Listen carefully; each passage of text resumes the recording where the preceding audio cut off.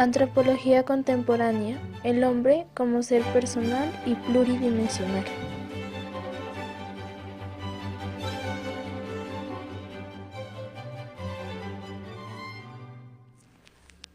¿Qué es antropología contemporánea? La antropología es una respuesta al problema del hombre. El problema es que no sabemos quién es el hombre. El humano ha manejado esta inquietud desde el principio de los tiempos, solo que antes nos centrábamos era el principio de todo. Estas inquietudes son muy fáciles de mostrar, ya que el hombre es insatisfecho acerca de su propia realidad sobre sí mismo. La antropología se identifica como el análisis sistemático en donde llegamos a saber del otro y de nosotros mismos. Este se conjuga y se toma para investigación mutuamente. Este comienza en el siglo XXI, con la transformación de lo que se conoce como filosofía moral, la cual luego se llama ciencia social. Principales momentos: marxismo, doctrina y teoría social, económica y política basada en la obra de Karl Marx y sus seguidores, indisolublemente unida a dos ideologías y movimientos políticos, el socialismo y el comunismo. Marx pretendía desvelar las leyes inherentes al desarrollo del capitalismo. Creía que cada época histórica se caracterizaba por un modo de producción específico que se correspondía con el sistema de poder establecido y por lo tanto con una clase dirigente en perpetuo conflicto con una clase oprimida. Así, la sociedad medieval estuvo caracterizada por el modo de producción feudal, en la que la clase poseedora de la tierra obtenía una plusvalía del campesinado que trabajaba aquella. Karl Marx, 1818-1883, es uno de los filósofos más influyentes de la historia contemporánea. Su pensamiento surge como una crítica y reinterpretación de la filosofía de Hegel, del pensamiento de Feuerbach sobre la alineación religiosa y el socialismo utópico de Saint-Simon y la teoría clásica. La concepción de Karl Marx del hombre podía resumirse en que el ser humano es algo natural que se distingue del resto de los animales, porque transforma la naturaleza para poder sobrevivir y como él forma parte de ella, se transforma a sí mismo.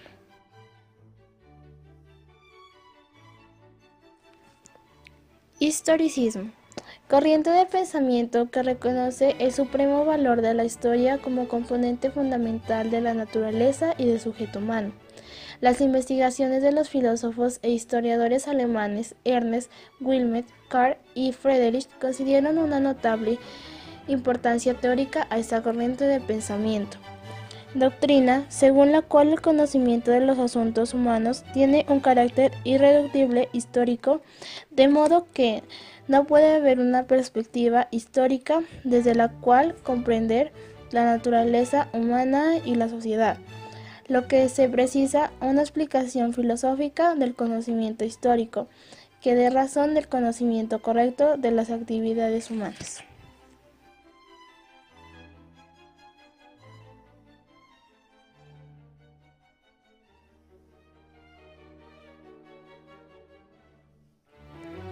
Vitalismo: se define como aquella filosofía que admite un principio vital, una fuerza vital irreductible a los procesos fisioquímicos. El vitalismo marchará paralelo a otra corriente filosófica que coincide con él en estas características en la crítica a las filosofías predominantes del siglo XXI, idealismo y positivismo. Esta es el historicismo, cuyo principal representante es Dilthey. Aun cuando cada filósofo vitalista tiene su propio concepto acerca de la vida, son dos que predominan, el biológico y el biográfico. El primero concibe a la vida en su dimensión natural. Esto incluye la obediencia y el respeto hacia las leyes naturales, así como su aplicación práctica con el fin de obtener una mayor vitalidad que define al ser humano y su existencia. El segundo la considera como la existencia humana en cuanto es la vivida.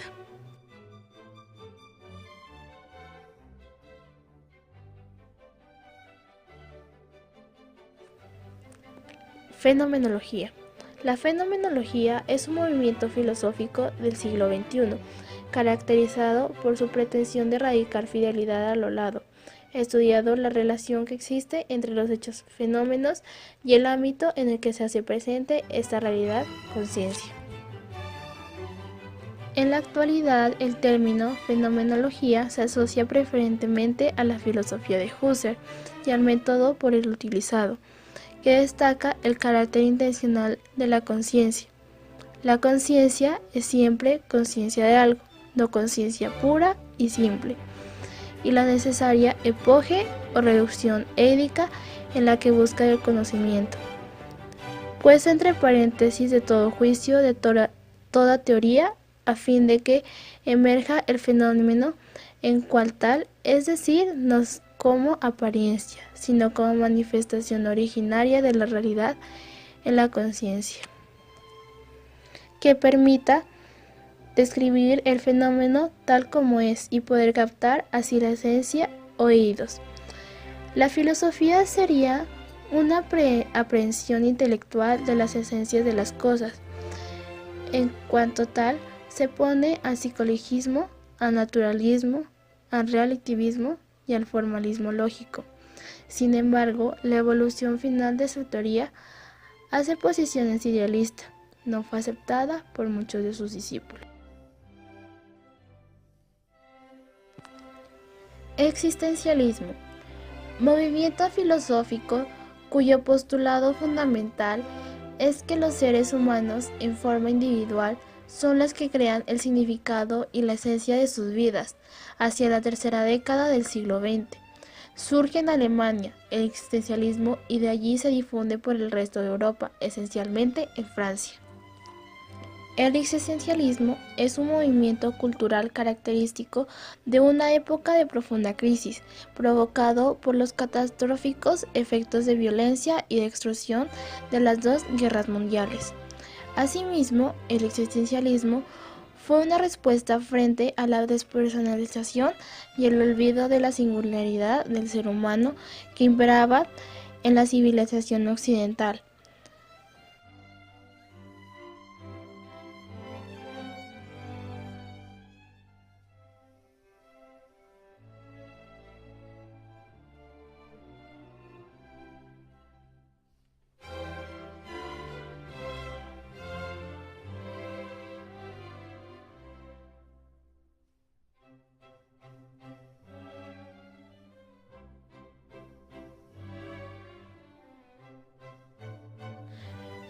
Hermenéutica. Arte de interpretar textos para fijar su verdadero sentido. En un principio se utilizó en el estudio de la teología y se aplicó específicamente a la interpretación de las Sagradas Escrituras, pero su uso se ha ampliado desde el siglo XXI hasta abarcar las teorías filosóficas, el significado y la comprensión, así como las teorías literarias de la interpretación textual. Es un concepto estudiado en la filosofía ya que adquiere diferentes significados en la función de las épocas y los autores. Se puede definir como una corriente o perspectiva filosófica aplicable al análisis de ciencias humanas que establece la importancia de comprender los hechos humanos teniendo en cuenta el contexto socio-histórico en el que ocurre. En este sentido, Friedrich habla sobre la hermenéutica como una teoría de la comprensión.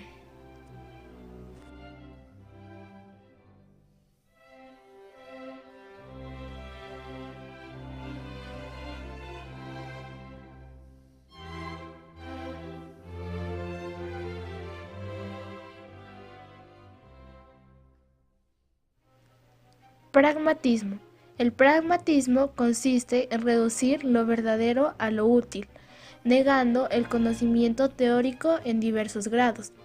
Para los más radicales, solo es verdadero aquello que reduce al éxito individual, mientras que para otros, solo es verdadero cuando se haya verificado con los hechos.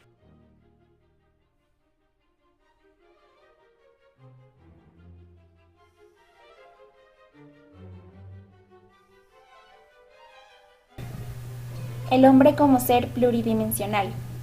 El hombre como ser pluridimensional busca tener una explicación de la vida y de su propia existencia, a lo que siempre ve hacia diferentes puntos de vista y de ideología. Siempre el hombre se ha visto atraído y preguntado infinidad de cuestiones que a lo largo de la existencia no ha podido saber cuál es la razón de ello, y por eso es tan persistente. Y a pesar de que todos pensamos diferente y llegamos a múltiples respuestas, de las cuales una es más improbable que la otra, no hay una respuesta definida, porque nace una nueva cuestión o pregunta, y eso deja inconclusa la respuesta. Dimensiones del hombre.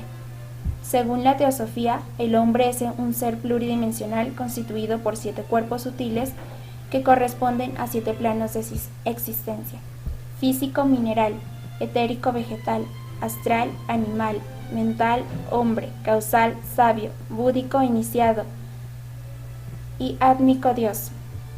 El cuerpo físico es materia, el etérico vida, el astral conciencia, el mental memoria, el causal pensamiento, el búdico contemplación y el átmico identificación con la divinidad.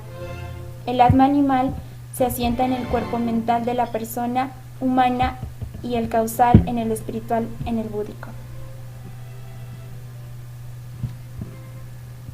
Todo ser humano estaría dotado siempre de un alma animal, que sería su herencia biológica y se expresaría en su patrimonio genético. En el curso de su existencia, desarrollaría inevitablemente un alma causal, específica, que la teosofía en el ámbito de las funciones psíquicas vincula a la memoria. Sin embargo, el alma espiritual no sería el resultado de una determinación implícita en el cuerpo físico, materia básica o mineral, y en el biológico, el organismo capaz de nutrirse y reproducirse, como ocurre con las dos primeras, sino una opción que todos podemos realizar o no, una posibilidad de evolución cósmica que se le brinda para superar su condición y transformarse en un ser sobrehumano o divino. Las dimensiones de la vida de un ser humano. La interioridad es la dimensión interna e inmaterial de la persona, donde no cuenta la riqueza ni la pobreza, donde solo cuentan tus capacidades innatas como ser. La encarnación se constituye desde los inicios de la humanidad en la dimensión material del ser humano, ya que desde que el ser humano biológicamente llega al mundo y cuando surge la necesidad de realizar y cumplir con el resto de funciones, tanto biológicas como fisiológicas, está interactuando con la naturaleza, con su naturaleza animal, lo que lo hace de una manera más cercana a una división material. La comunicación.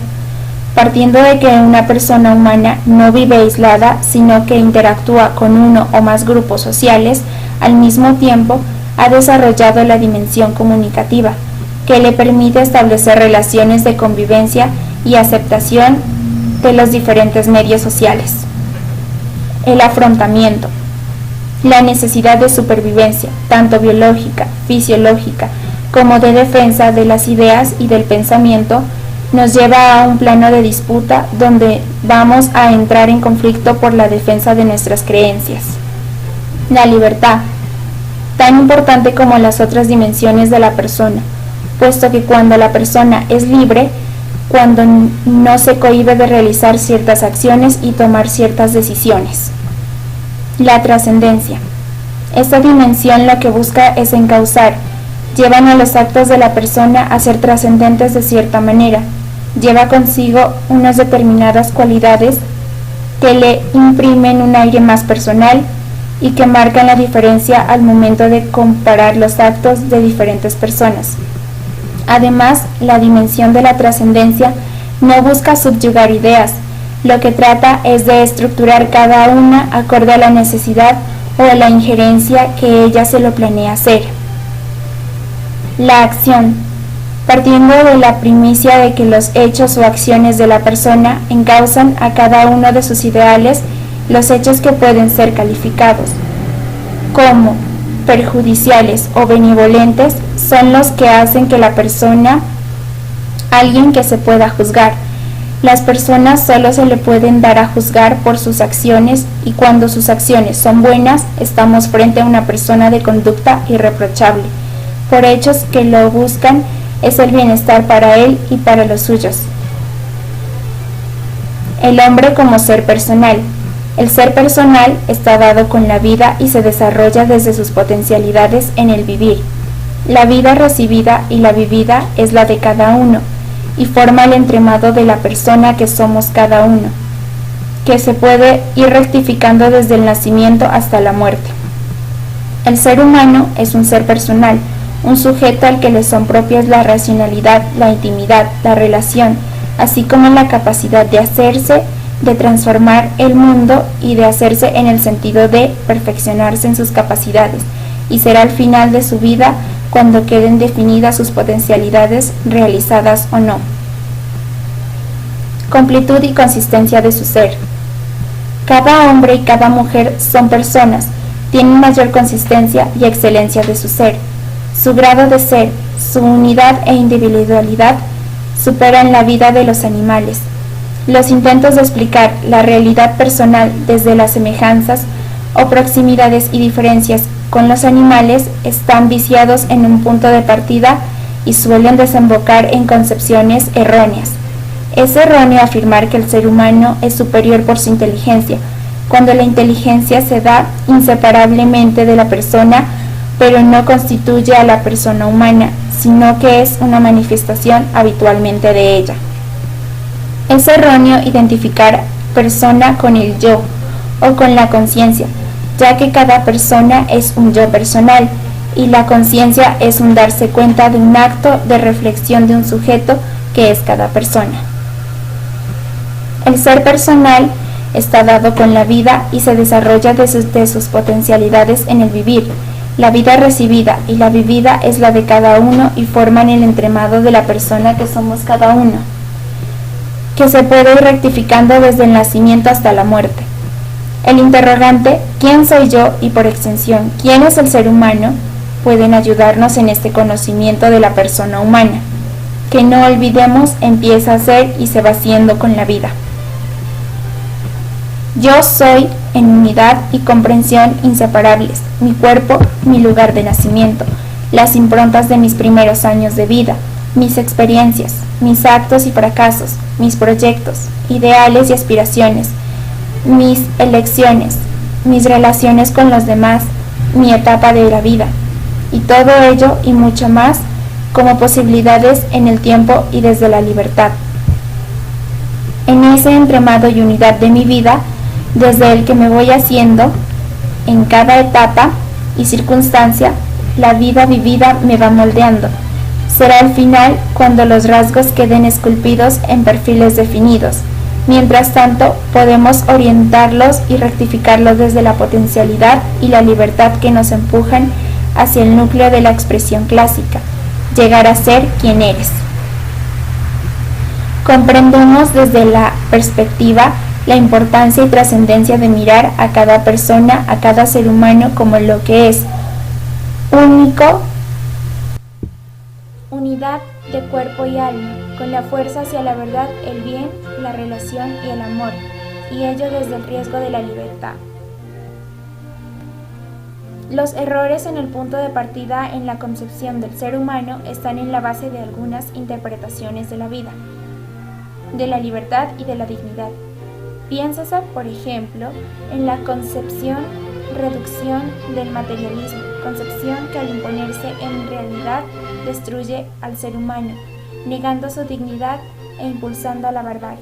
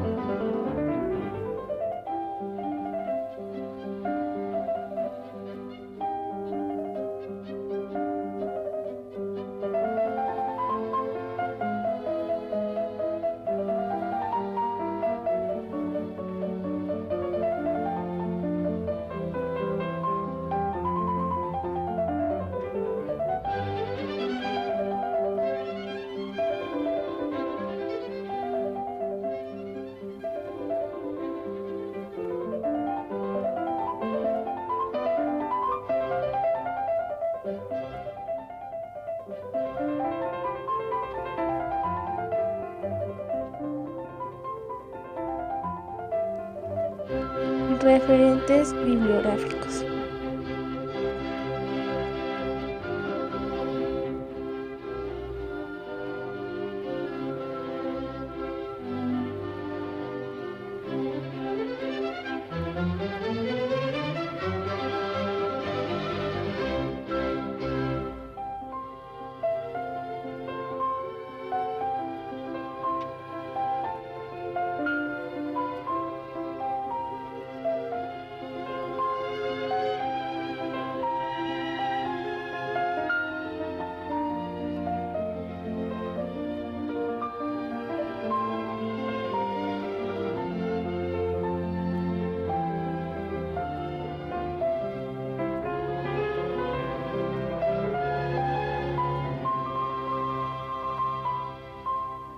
Gracias.